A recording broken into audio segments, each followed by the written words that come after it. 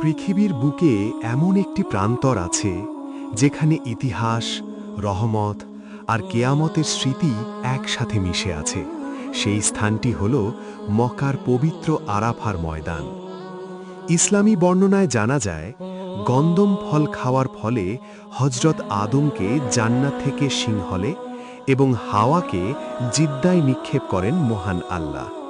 অতঃপর তারা একে অন্যকে খোঁজ করতে থাকেন। ৩৫০ বছর পর এই আরাফাতের ময়দানেই পুনরায় মিলিত হয়েছিলেন। আরাফা শব্দের অর্থ পরিচিত হওয়া বা একে অপরকে চেনা। এই মিলনের স্মৃতিই যেন বহন করে এই প্রান্তর। হজের সবচেয়ে গুরুত্বপূর্ণ রুকন হল আরাফাতে অবস্থান। বিশ্বনবী হজরত মুহাম্মদ সাল্লাল্লাহু আলাইহি ওয়াসাল্লাম বিদায় হজের সময় এখানেই ঐতিহাসিক খুতবা প্রদান করেন। তিনি মানবতার বার্তা, ন্যায় বিচার, নারী অধিকার এবং ভ্রাতৃত্বের অমর শিক্ষা দিয়ে যান। তার সেই ভাষণ আজও মানব সভ্যতার জন্য এক অনন্য দিক নির্দেশনা।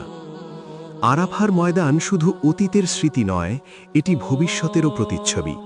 হাদিসে বর্ণিত আছে, কেয়ামতের দিন মানুষকে এই আরাফাতের বিশাল ময়দানে একত্রিত করা হবে।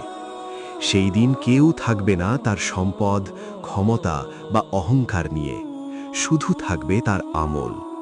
আরাফার ময়দান আমাদের শেখায়, মানুষের সূচনা, নবীর শিক্ষা এবং কেয়ামতের স্মৃতি সবই এক সুতোয় গাঁথা। আল্লাহ আমাদের সবাইকে আরাফাতের সেই বরকতময় প্রান্তরে দাঁড়িয়ে দোয়া করার তৌফিক দান করুন। আমিন।